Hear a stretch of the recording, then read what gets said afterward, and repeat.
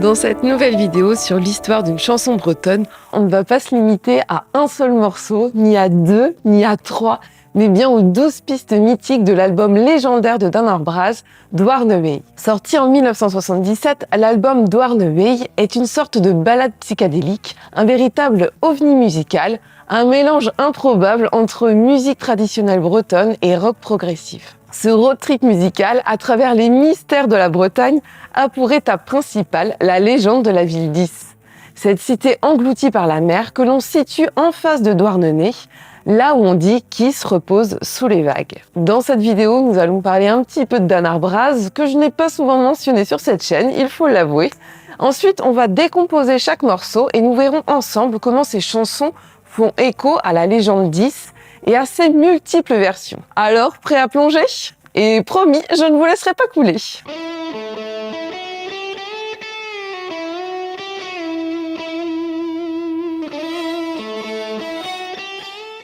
Je suis Maëlys, bienvenue sur la chaîne bretonne. Pour ne rien manquer de mes explorations locales, vous pouvez évidemment vous abonner à ma chaîne. C'est un énorme soutien, vous n'imaginez même pas à quel point. Et en plus, la prochaine étape, c'est quand même les 10 000 abonnés, donc ce n'est pas rien. À partir du 1er novembre, on va s'engouffrer dans un petit mois de vidéos sur des sujets un peu étranges. Et je ne vous en dis pas plus. Si je vous manque pendant la semaine, et pour encore plus de contenu exclusif, direction Instagram, où j'ai une série de vidéos sur des bretonnes trop chouettes. Et si vous souhaitez vraiment faire la différence et soutenir mes différents projets, un petit geste sur Tipeee serait un gros coup de pouce. Merci bel et bien. Né à Quimper en 1949, Danar Braz commence sa carrière musicale dans les années 60. À l'époque où la musique bretonne connaît un renouveau. À ses débuts, il jouait dans des groupes de folk locaux, mais c'est vraiment avec son implication dans le mouvement celtique que sa carrière a vraiment pris son envol. À la fin des années 60, le grand Dan commence à jouer avec un autre grand nom de la musique bretonne, qui ne vous est pas méconnu si vous regardez assidûment mes vidéos, il s'agit évidemment d'Alan Stivell.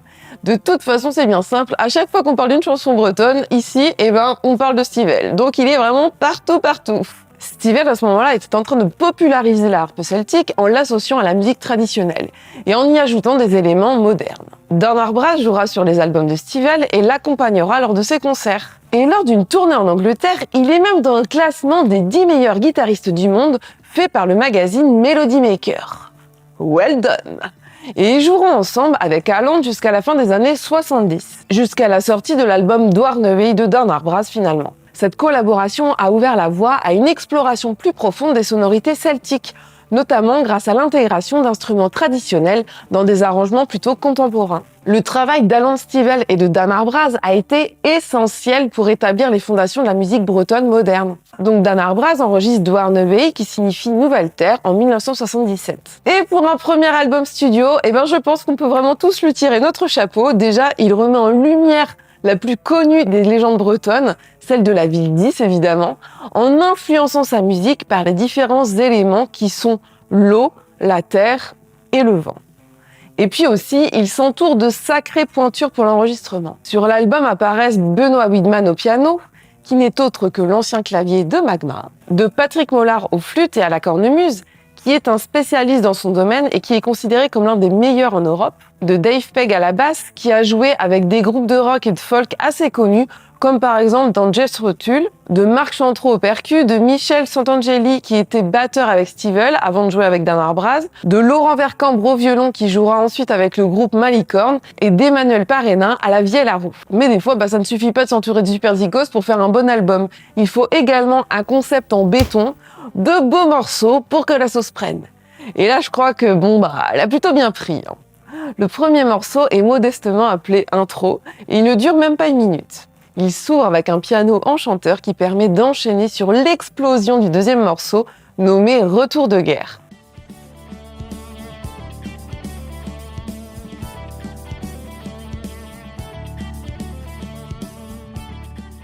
Ce morceau fait écho au récit du retour de guerre de notre bon roi Gradelon, surnommé Gradelon meurt, qui signifie le grand Gradelon.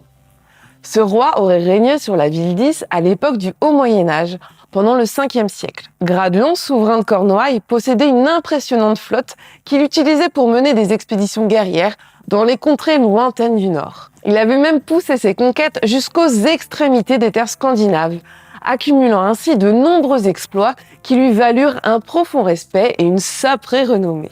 On enchaîne sur la berceuse La naissance de Dahut, ainsi que sur le morceau Mort et immersion de Maelgwn, / Fin du voyage, qui, selon les versions, peuvent être étroitement liés. Maelgwn était une reine des pays du Nord que Gradlon avait rencontrée lors d'une de ses expéditions nordiques. Tous les deux, ils tombent follement amoureux, ils s'enfuient ensemble et hop, ils chevauchent Morvar, le cheval magique capable de courir sur l'eau. Et Maelgwn donne rapidement naissance à Dahut, parfois également appelée Aes, une nana au caractère bien trempé. Le problème, c'est que Maelgwn, la mère, meurt assez rapidement, selon certains récits, en accouchant de Dahut. D'autres versions disent aussi qu'elle disparaît sans vraiment d'explication. Mais dans tous les cas, c'est le drame pour Gradlon qui doit élever seule sa fille. Le 5e morceau de cet album hors du commun nous plonge dans la naissance de la ville. Gradlon, roi qui aurait tout fait pour sa fille, décide de lui construire une ville splendide.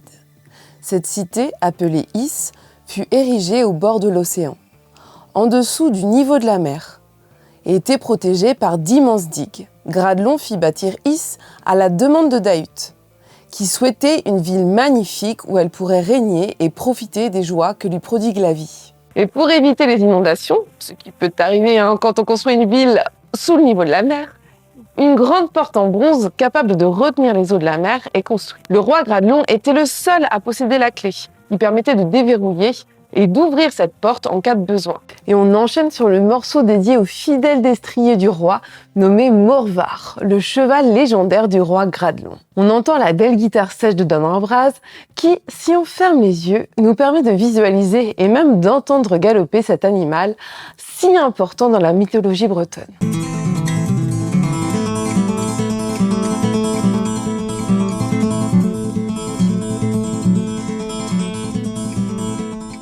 Son nom signifie littéralement « cheval de mer » et vêtu de sa robe noire, il avait la particularité de pouvoir galoper sur les vagues comme sur la terre ferme. Et même, il crachait des flammes par les naseaux. C'est son petit côté dragon. Et Morvar sera bien utile au roi. Il lui permettra de sauver sa peau lorsqu'il fuira la ville d'Is, submergée par l'océan. Et le morceau d'après est appelé Orgie nocturne.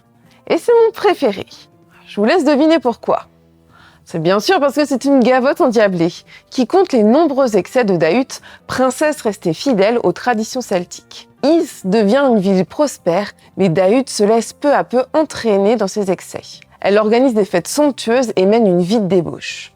On dit même qu'elle attire ses amants comme des aimants, et qu'elle les fait disparaître à l'aube. Son père Gradlon est souvent décrit comme un roi puissant mais mélancolique, rongé par l'ennui après avoir conquis de vastes territoires. Bien que ses explorations guerrières lui aient valu la gloire, le retour à la routine métro boulot dodo, c'est pas vraiment pour notre bon roi. Et il faut l'avouer, il se fait certainement un peu chier. Son royaume de Cornouailles est florissant, mais il semble complètement déconnecté de celui-ci.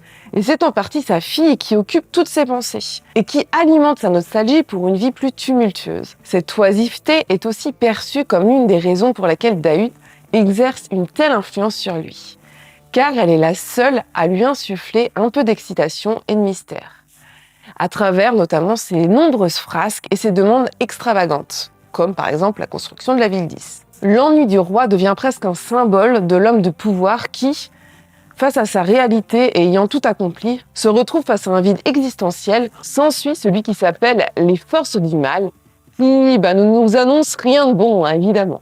La catastrophe semble maintenant inévitable.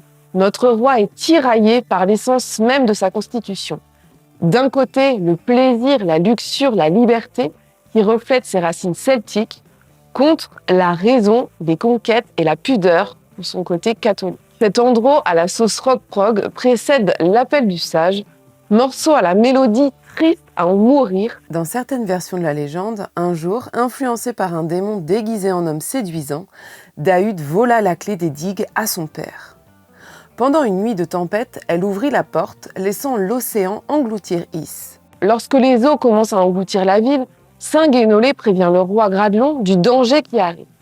Ce saint, connu pour sa sagesse et pour ses liens avec le divin, incite Gradlon à fuir la ville avec lui sur Morvar, le cheval de mer. Pendant leur fuite, Dahut tente de monter à cheval avec son père. Mais Saint Guénolé conseille à Gradlon de la laisser tomber, la considérant responsable de la catastrophe. Saint-Guénolé est perçu comme le protecteur du roi et comme le gardien de la morale de cette légende. Il symbolise la voie de la sagesse face à la déchéance de la ville. Une fois Dahut abandonné, les flots engloutissent définitivement Is. Et Gradelon est sauvé. Enfin, à quel point est-ce qu'on peut être vraiment sauvé lorsqu'on laisse son enfant sous l'océan? C'est donc à ce moment-là de la légende que le morceau Subversion de la ville apparaît. La cité d'Is est engloutie sous les vagues. Certains disent qu'on peut encore entendre les cloches sonner sous l'eau, au large de Douarnenez d'ailleurs.